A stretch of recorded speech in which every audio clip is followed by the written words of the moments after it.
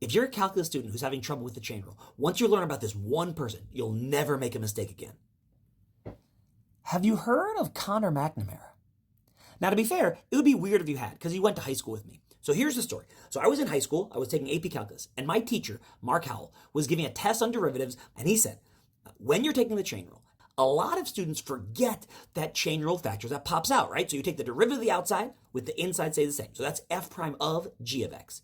But a lot of students will forget that g prime of x term that pops out. And he said, someone, I don't know who, but someone on this test is going to forget that chain rule factor. And they're going to lose like 30 points on the test because every time the derivative is a chain rule question, you're not going to have that g prime of x. And as punishment, for the rest of the semester, we're going to name that chain rule factor after that student. It was supposed to be a deterrent, so you make sure you remember it because you don't want to be the person who gets a name, who that factor gets named after.